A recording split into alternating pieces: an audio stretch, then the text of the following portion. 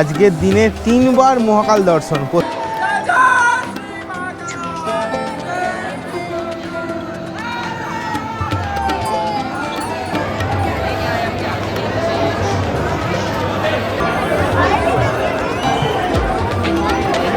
দরকার পড়ে না, এখানে মেন জিনিস হচ্ছে মদ। বিপি নিয়েছে, ব্লেন্ডার স্প্রাইট।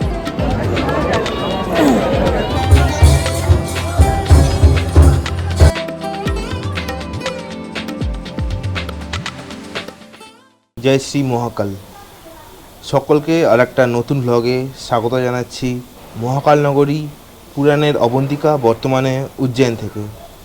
আর আজকে হচ্ছে 2রা নভেম্বর 2024। গত পর্বে আপনারা দেখেছিলেন যে আমি হাওড়া থেকে 22,912 হাওড়া ইন্দোর শিপ্রা এক্সপ্রেসে করে এসেছিলাম হচ্ছে উজ্জয়নে। আর তারপর আমি হোস্টেলে এসেছিলাম, হোস্টেলটা আপনাদেরকে দেখাবো। যাই হোক, আর আজকে আমার প্ল্যান হচ্ছে দ্বাদশ জ্যোতির্লিঙ্গের অন্যতম মহাকাল মন্দির দর্শন আর যা যা লোকাল সাইট সিন আছে সেগুলো তুলে ধরা আর ছোটোখাটো ফুড ট্যুর।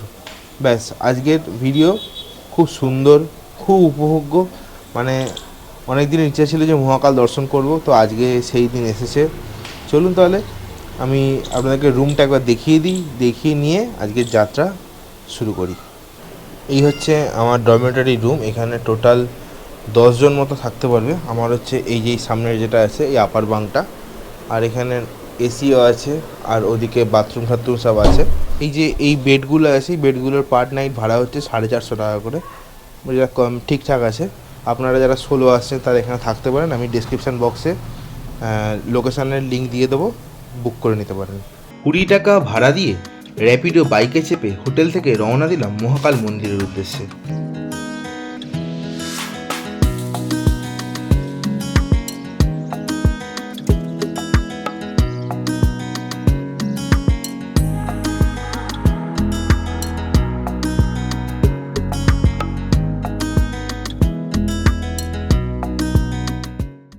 মহাকাল মন্দিরের ভিতরে এখন আমি এসে গেছি। আর এখানে মনে হয় জুতো ঠুতো কিছু একটা রাখতে হয়, আর ক্যামেরাগুলো ওখানে রাখতে হয়। আমি দেখে বলছি আপনাদেরকে। এটা হচ্ছে শীঘ্র দর্শনের টিকিট কাউন্টার। এই যে এইটা, এখানে আপনাদেরকে একটা কথা বলে দিই, মহাকাল মন্দিরের ভেতর কিন্তু কোনো রকম ক্যামেরা ফোন কিন্তু কিছু অ্যালাউ নেই। আর যেখানে শীঘ্র দর্শনের টিকিট কাউন্টার, ঠিক তার পাশেই হচ্ছে এই ফোন ক্যামেরা রাখার কাউন্টার। ওখানে রেখে দিয়ে তারপরে মন্দিরের ভিতরে যেতে হবে। আমি এইখানে ফোন আর ক্যামেরাটা জমা করেছিলাম। আর এই যে এই জায়গাটা আছে, এই অবন্তিকা দ্বার, গেট নাম্বার 1 অবন্তিকা দ্বার, এটা হচ্ছে 250 টাকার এন্ট্রি মার্ক। এই যে এইটা। এবার আপনাদেরকে একটা কথা বলি, আমি প্রথমবার ফোন রেখে গেছিলাম, গিয়ে দেখছি ভিতরে সবাই ফোন দিয়ে ভিডিও করছে, সব কিছুই করছে। কারণ আমি ভাবলাম যে আমার দর্শকদের কেন আমি দেখাবো না, তাই জন্য আমি একবার দর্শন হয়ে গেছে। 11:30 লাইনে দাঁড়িয়েছিলাম, 12:30টার মধ্যে দর্শন হয়ে বেরিয়ে চলে এসেছি। যাই হোক, আর একবার যাচ্ছি, এটা শুধুমাত্র আপনাদের জন্য, আপনাদেরকে একবার দেখাবো যে ভিতরটা কীরকম। অর্ধেক ইউটিউবের ব্লগাররা বলেও না যে ভিতরে ফোন অ্যালাউ আছে কি ফোন অ্যালাউ নেই। আমি আপনাদের প্রথমে বললাম যে ফোন অ্যালাউ নেই, কিন্তু তারপর ভিতরে গিয়ে সবাই ফোন ইউজ করছে। তাহলে আমার আর কিসের বাধা। চলুন আপনাদেরকে একবার ভালো করে মহাকাল দর্শন করিয়ে নিয়ে আসি, আর আমিও দ্বিতীয়বার দর্শন করে নিই। আমি এই যে এই গলিটা থেকে নেমে আসলাম, নেমে এসে এদিকে হচ্ছে মহাকালের যে ওই নবনির্মিত যে মাঠটা ওইটা, আর ঠিক তার পাশেই দেখবেন জুতো রাখার কাউন্টার। আর এই জুতো রাখার কাউন্টারগুলো কিন্তু পুরো ফ্রি। আর এই হচ্ছে মহাকাল মন্দিরের নবনির্মিত করিডোর এবং তার সেই গেট। এই গেট দিয়ে এখন আমরা ঢুকবো হচ্ছে মহাকাল মন্দিরের ভিতরে। ভাবতে পারেন, একবার ফোন ছাড়া দর্শন আর একবার ফোন নিয়ে দ্বিতীয়বার দর্শন। মানে ভাবতে পারছেন মহাকাল কীভাবে আমাকে ডাকছে।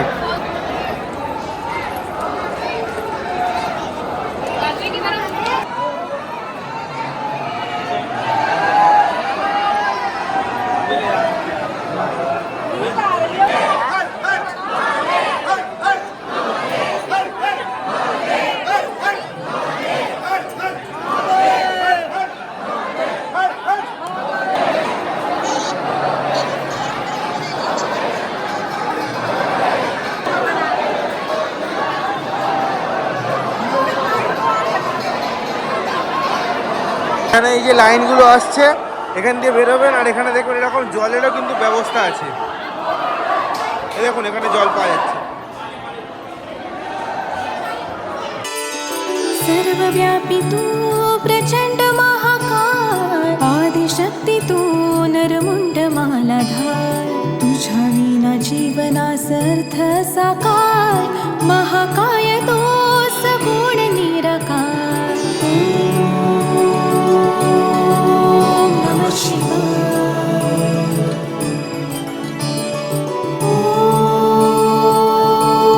ओम नमः शिवाय.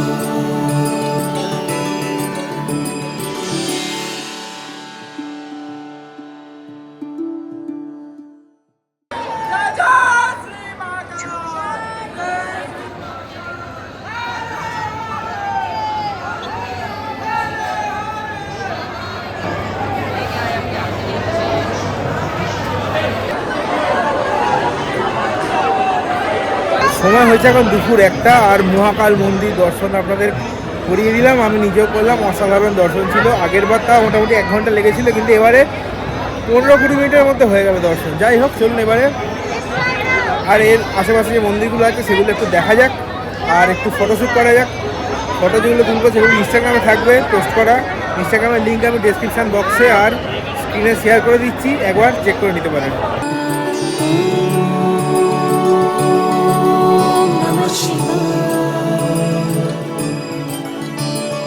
মহাকাল মন্দিরের ঠিক পেছনেই আছে হচ্ছে নীলকণ্ঠেশ্বর মন্দির, আর এই মন্দিরগুলোর ভেতরে কিন্তু ছবি তোলার মতো পজিশন নেই। এই যে এই সামনেই মন্দিরটা আছে, এই মন্দিরটা হচ্ছে শ্রী অনাদিকল্পেশ্বর মহাদেব মন্দির। এই হচ্ছে অনাদিকল্পেশ্বর মহাদেব। এই দেখুন, আপনারা যদি আমায় জিজ্ঞাসা করেন যে মানে কোন দর্শনটা করবো, 250 টাকার কুপন দিয়ে কেটে দর্শন করব নাকি ফ্রি দর্শন করবো, আমি বললে ফ্রি দর্শনই করুন। কেননা ফ্রি দর্শনে বেশিক্ষণ টাইম লাগে না। দেখলেন আপনারা খুব জোর হলো 15-20 মিনিট মতো টাইম লাগে। কেননা এই মন্দিরের ব্যাপারটা কী হচ্ছে, মানে লাইন খুব ফাস্ট এগোয়, তাই জন্য কোনো প্রবলেম তেমন কিছু হয় না। আর আপনারা চাইলে 250 টাকায় দর্শন কুপন কাটতেও পারেন। অনলাইনে আমি ওয়েবসাইট দিয়ে দিচ্ছি, ওখান থেকেও কাটতে পারেন। আবার ওই যে বড়া গণেশ মন্দির আছে ওর সামনেও টিকিট কাউন্টার আছে, ওখান থেকেও কাটতে পারেন। যেখানে ফোন রেখেছিলাম আমি প্রথমবার, ওখান থেকেও কাটতে পারেন, কোনো অসুবিধা নেই। আর ভস্ম আরতি যেটা হয় সেটা বড় গণেশ মন্দির আছে, ঠিক তার সামনে রাত্রি 9টা থেকে লাইন পড়ে। ওই ভোরবেলা 3টে-4টে পর্যন্ত লাইন থাকে। ভস্ম আরতির যেটা, ওটা আমি অনলাইন ওয়েবসাইটে লিঙ্ক দিয়ে দেবো, ওখান থেকেও আপনারা কেটে নিতে পারেন। ওখানে 10 দিন আগে থেকে দেয়, খুব লিমিটেড সিট থাকে। আমি চেষ্টা করেছিলাম কিন্তু হয়নি। আর যাই হোক, এবারে এখানে আরও অনেকগুলো মন্দির আছে, কালভৈরব আছে, মঙ্গলনাথ আছে, তারপরে আরও সন্দীপনী আশ্রম আছে। এগুলো একটুখানি শহর থেকে দূরে আছে, তো ওগুলোর জন্য আপনারা অটো বুক করতে পারেন। এই অটোওয়ালাগুলো মানে বলছিল যাওয়ার জন্য, বলছে 650 টাকা পাওয়া যায়, একটু বেশি মনে হলো। আমি র্যাপিডো করে বেরিয়ে যাচ্ছি। মহাকালেশ্বরে মহাদেব স্বয়ম্ভূরূপে প্রকট। আর ভারতবর্ষে যে 12টি জ্যোতির্লিঙ্গ আছে তার মধ্যে মহাকাল এই জন্যই গুরুত্বপূর্ণ, কারণ এখানে যে জ্যোতির্লিঙ্গ আছে সেটা দক্ষিণমুখী। এটা কিন্তু ভারতবর্ষের বাকি যে 11টা জ্যোতির্লিঙ্গ আছে সেটা কিন্তু এরকম নয়। এই মহাকালই একমাত্র দক্ষিণমুখী জ্যোতির্লিঙ্গ। এইদিকে আমাদের মহাকাল মন্দির, আর এই যে এই সামনে যে লেকটা আছে এটাকে বলা হচ্ছে রুদ্রসাগর লেক। রুদ্রসাগর লেকের তীরেই এই মহাকাল মন্দির আমাদের। চলুন তাহলে, যা মোটামুটি ইনফরমেশান দেওয়ার ছিল দিয়ে দিয়েছি। আর এবারে নতুন কোনো জায়গায় যাওয়া যাক, বা নতুন কোনো সাইট সিনের উদ্দেশ্যে। আর তার আগে কিছু খেতে হবে, আমি সকাল থেকে চা জল কিচ্ছু খাই না। আমি এখন এসে পৌঁছে গেছি হচ্ছে এই মহাকাল মন্দিরের ঠিক পাশেই বড়া গণেশ মন্দির। এই জন্য পিছনে হচ্ছে বড়া গণেশ মন্দির। চলুন একবার আপনাদেরকে দর্শন করিয়ে নিয়ে আসি।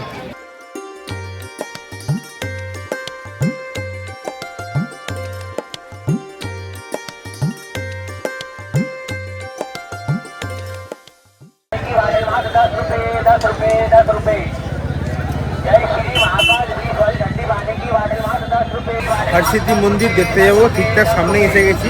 আর ওখান থেকে নিয়েছি হচ্ছে 1 গ্লাস আখের রস, যেটা আমি সব ট্যুরে গিয়েই খাই, 20 টাকা দাম। দারুণ দারুণ। এখন আমরা এসে পৌঁছে গেছি হচ্ছে হরসিদ্ধি মাতার মন্দিরে। এই যে এটা হচ্ছে হরসিদ্ধি মাতার মন্দির। হরসিদ্ধি মাতার মন্দির কিন্তু একটা 51 শক্তিপীঠের একটা সতীপীঠ। আর এখানে সতী অনুই করেছিল। হরসিদ্ধি মাতার মন্দিরে ঢুকে গেছি, আর ঢুকেই যখন প্রথমে যে দুটো চোখে পড়েছে এগুলো কিন্তু ওই যখন আরতি হয় তখন পুরো এগুলোর প্রদীপ জ্বলে। আজকে বিকালবেলা আমি আসবো, তখন আপনাদেরকে দেখাবো একবার কীরকম লাগে দেখতে এটা।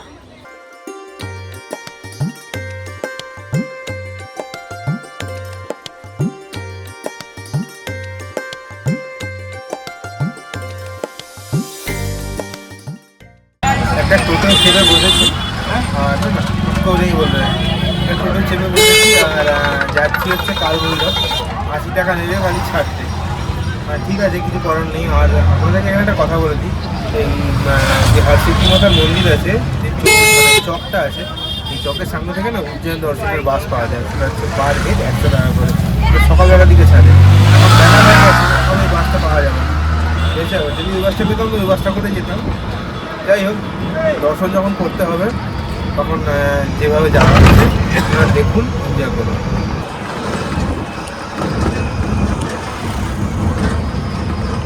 সময় এখন বেলা 2:30, আর আমি পৌঁছে গেছি হচ্ছে মহাকালেশ্বর থেকে কালভৈরব মন্দিরে। আসতে টাইম লাগলো ওই 15 মিনিট মতো। আর মহাকাল দর্শন করলে কালভৈরব দর্শন কিন্তু করতেই হবে, নাহলে কিন্তু দর্শন সম্পূর্ণ হবে না।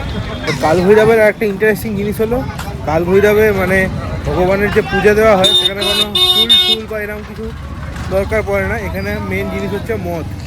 কালভৈরবে যেহেতু মদ দিয়ে পুজো দিতে হয়, এই দেখুন এখানে একটা রয়্যাল স্ট্যাগের দোকানও আছে, মদ্যপানের দোকান। এই দেখুন এই দাদাকে দেখুন, হাতে কিনে নিয়েছে একটা, কি নিয়েছে এটা, বিপি নিয়েছে, ব্লেন্ডার স্প্রাইট।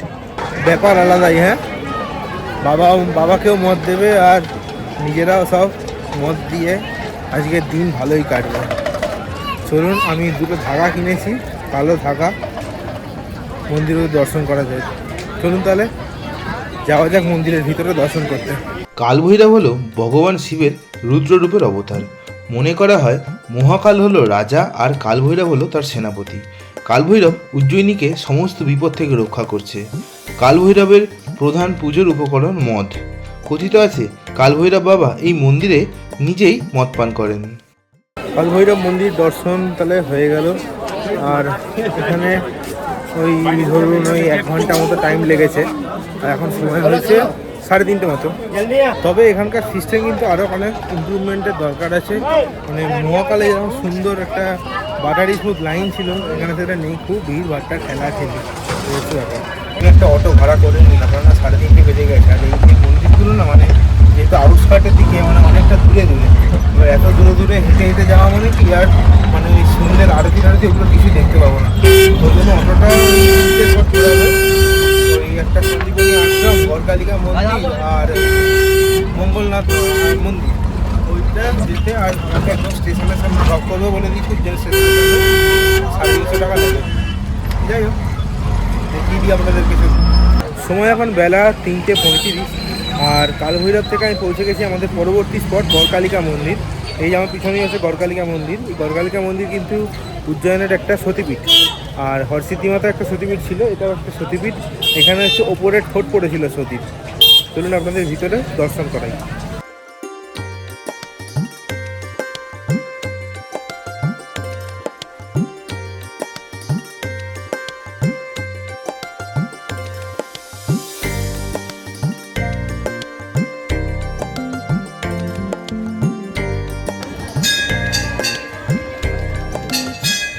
2 মিনিটও লাগলো না, গড়কালিকা মাথা দেখা কমপ্লিট। আর এবার চলে যাবো হচ্ছে পরবর্তী দ্রষ্টব্য মঙ্গলনাথ মন্দিরের দিকে, যেখানে কাল সর্পদোষ কাটানো হয়। সময় এখন বিকেল 4টে, আর এসে গেছি হচ্ছে মঙ্গলনাথ মন্দিরে। এই মঙ্গলনাথ মন্দিরে কিছু বিশেষত্ব আছে, আমি মন্দিরের সামনে গিয়ে বলছি আপনাদেরকে। আর মন্দিরে অটো আপনাকে যেখানে নামাবে, মানে দোকানের সামনে নামাবে, দোকানদাররাই আপনাকে বোঝাবে যে এটা করলে এই হয়, ওটা করলে ওই হয়, এই আর কি। আমাকে বুঝিয়ে তো কোনো লাভ হলো না, টাইমটাই বেকার নষ্ট হলো। এসে গেছি মঙ্গলনাথ মন্দিরের একদম ভিতরে। আর এই যে আমার পিছনে দেখতে পাচ্ছেন, এইটা হচ্ছে মঙ্গলনাথ মন্দির। আর পৃথিবীর মধ্যে এই একটা মন্দিরেই মঙ্গল দোষ কাটানো হয়। মঙ্গল দোষ মানে হচ্ছে গ্রহে যে মঙ্গল দোষ থাকে মানুষের, সেই মঙ্গল দোষ কিন্তু এইখানেই কাটানো হয়। আর এই মন্দির সম্পর্কে আরও কিছু ফ্যাক্ট যেগুলো সেটা বলছি। এই মন্দিরটা হচ্ছে ভগবান শিবকে উৎসর্গ করা, কিন্তু মানে অন্যান্য যে শিবের মন্দিরগুলো আছে সেখানে নন্দী মহারাজ থাকে সামনে, এইখানেই একমাত্র ব্যতিক্রম, এখানে নন্দী মহারাজের জায়গায় ভেড়া থাকে, এই হচ্ছে ব্যাপার। আর আমরা ভূগোল বইয়ের পাতায় পড়েছি কর্কটক্রান্তি রেখা, এই মঙ্গলনাথ মন্দিরের ওপর দিয়েই পৃথিবীর যে কর্কটক্রান্তি রেখা সেটা পাস করেছে, মানে এই মন্দিরটাকে ছুঁয়ে বেরিয়েছে মহাকাল থেকে, এই মন্দিরটাকে ছুঁয়ে একদম গুজরাটের সোমনাথ পর্যন্ত। যাই হোক, চলুন তাহলে এবারে ভিতরে যাওয়া যাক, যদি আরও কিছু তথ্য জানতে পারি তো দিয়ে দেবো আপনাদেরকে। এই হচ্ছে আমাদের মঙ্গলনাথ মন্দির, আর ঠিক তার পাশেই হচ্ছে শিপ্রা নদী। এই দেখুন শিপ্রা নদী, শিপ্রা নদীর একদম তীরেই অবস্থিত এই মঙ্গলনাথ মন্দির। এখানে মঙ্গল দোষ কাটানোর যে পুজো হয় সেটা 1100 টাকা, 2100 টাকা, 5100 টাকা আর 11,000 টাকা, এই 4 রকমের পুজো আপনি এখানে দিতে পারেন।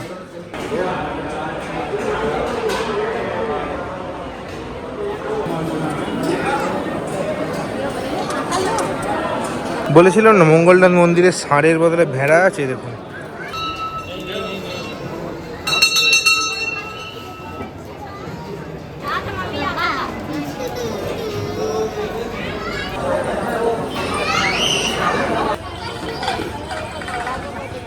সময় এখন বিকেল 4:30, আর আমি পৌঁছে গেছি আজকে আমাদের শেষ স্পট সন্দীপনী আশ্রমে। আর সন্দীপনী আশ্রম হচ্ছে ভগবান কৃষ্ণকে উৎসর্গ করা। চলুন ভিতরে যাওয়া যাক, আপনাদেরকে দেখানো যাক। হচ্ছে সন্দীপনী আশ্রমের গেট। এই মন্দির সকাল 7টা থেকে রাত্রির 8টা পর্যন্ত খোলা থাকে।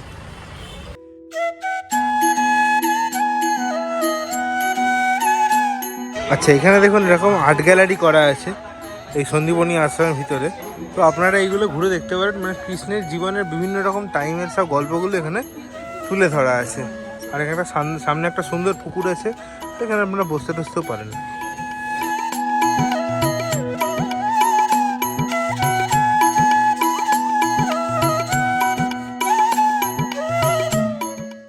এই আশ্রমটাও দেখা তাহলে হয়ে গেল।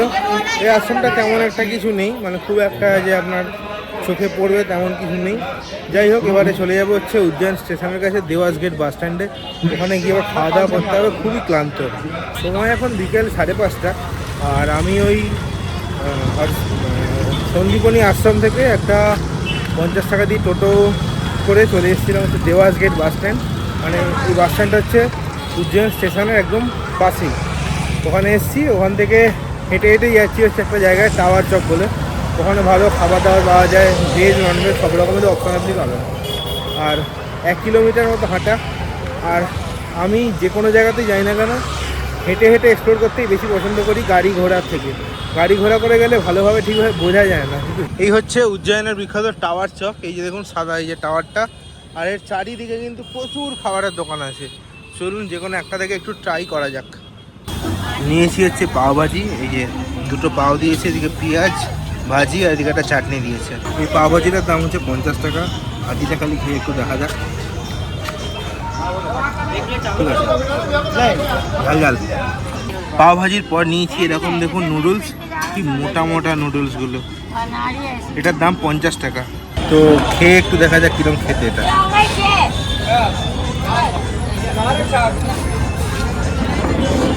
খারাপ না, ভালো করে। সময় এখন 6:15, আর আমি চলে এসেছি হচ্ছে রামঘাটে। এখানে একটা সুন্দর আরতি হয়, সে আরতিটা দেখতেই আমি এইখানে এসেছি। তো এইখানে দেখুন আরতি এই যে হয়েছে, তারই সব মানে যজ্ঞাহুতি নিচ্ছে। দেখুন এই যে এখানে জ্বলছে প্রদীপ, এইখানে প্রদীপ জ্বলছে।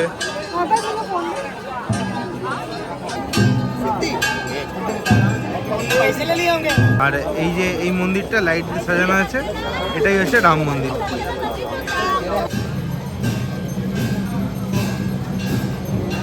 এখানে আহামরি কিছু মানে আরতি হয় না, দেখার মতো কিছু নেই, কিন্তু সকালবেলা যে হরসিদ্ধি মাতাতে গেছিলাম সতীপীঠ, ওইখানে যে আরতিটা হয় ওটা দেখার আছে। চলুন ওখানে এবার যাবো। এই মন্দির থেকে এই যে ওখানে সিঁড়িটা আছে, এই সিঁড়ি দিয়ে ওপর উঠে গেলেই আমরা হরসিদ্ধি মাতার মন্দিরের সামনে পৌঁছে যাবো। আমি এখন চলে এসেছি হচ্ছে হরসিদ্ধি মাতার মন্দিরে, আর এখানে যে সুন্দর মানে ওই আরতিটা হবে আর যে প্রদীপগুলো জ্বালাবে তা দেখার মতো। আমি আপনাদেরকে দেখাবো, চলুন।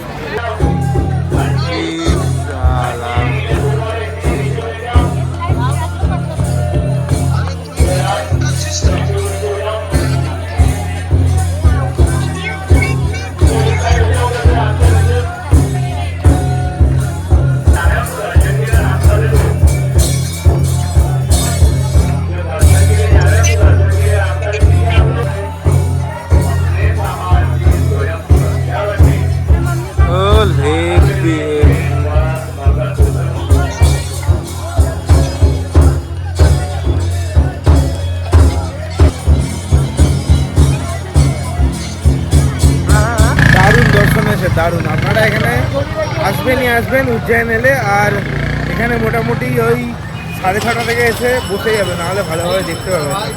এই হচ্ছে ব্যাপার। চলুন এবারে মহাকাল করিডোরে যাবো দেখাতে, ওটা আরও একটা সুন্দর জিনিস। যেহেতু দীপাবলি তাই দেখুন মহাকালেশ্বর মন্দির করিডোর কি সুন্দর করে আলো দিয়ে সাজিয়েছে। ওই যে মন্দিরটা আলোটা এপাশ ওপাশ করছে ওটাই হচ্ছে মেন মহাকালেশ্বরের মন্দির, ওখানেই আমার ছবিটা তোলা আছে। আর এই দিকে হচ্ছে করিডোর। এখন আমি চলে এসেছি মহাকালেশ্বর করিডোরে। আর এই করিডোর তো আপনারা নিশ্চয়ই ইনস্টাগ্রামে দেখেছেন, ইউটিউবে দেখেছেন, দারুণ সুন্দর। তো চলুন আমার ক্যামেরার মাধ্যম দিয়ে আপনারা একটু এনজয় করুন। আচ্ছা, আমি এখন চলে এসেছি হচ্ছে মহাকালেশ্বর করিডোরে। দেখতেই পাচ্ছেন, এই দেখুন কতটা সুন্দর করিডোরটা। করিডোরটা আপনাদেরকে আরেকটু পরে দেখাবো, কেননা ওই মহাকালে যে বিকেলবেলার যে সাজটা হয় না, ওটা স্টার্ট হয়েছে। একবার আমি গর্ভগৃহের ভেতরে যাব।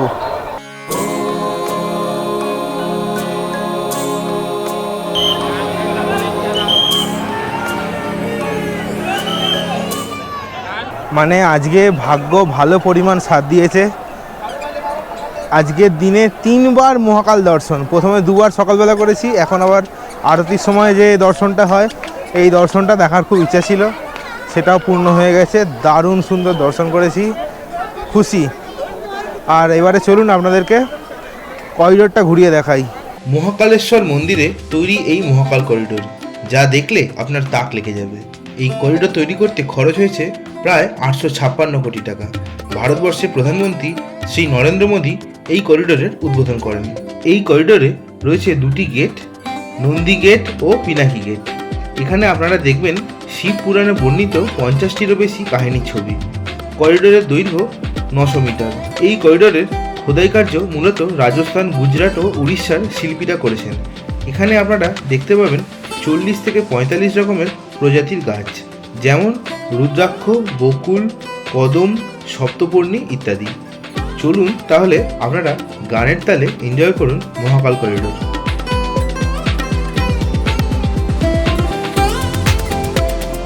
দারুণ সুন্দর এই মহাকালেশ্বর করিডোর।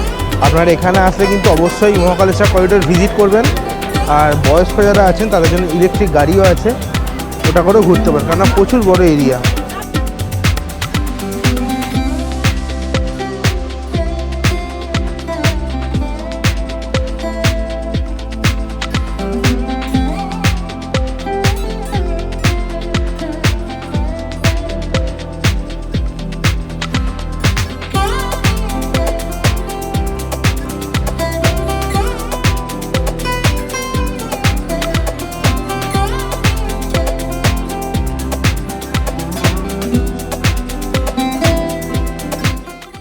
মহাকাল মন্দিরের বাইরে আপনারা এরকম প্রচুর কেনাকাটার দোকান পেয়ে যাবেন, আপনারা এখান থেকে কেনাকাটা করতে পারেন।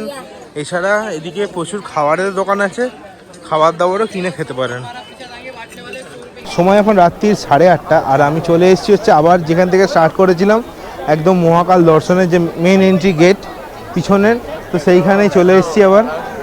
তো আজকের ব্লগ এখানেই শেষ করছি। মহাকাল দর্শন এবং আরও যে মন্দিরগুলো ছিল সেগুলোর দর্শন কেমন লাগলো অবশ্যই কমেন্ট করে জানাবেন। ভিডিও ভালো লাগলে লাইক, শেয়ার, সাবস্ক্রাইব করবেন। সাবস্ক্রাইব করার সময় পাশে থাকা বেল আইকনটি অবশ্যই টিপে দেবেন, যাতে নতুন কোনো ভিডিও ছাড়লে তার ইনস্ট্যান্ট নোটিফিকেশন আপনার ফোনে পৌঁছে যায়। তাহলে আজ চলি, দেখা হচ্ছে পরবর্তী পর্বে ওমকারেশ্বর দর্শন নিয়ে। ততক্ষণ পর্যন্ত ভালো থাকবেন, সুস্থ থাকবেন আর ঘুরতে থাকবেন।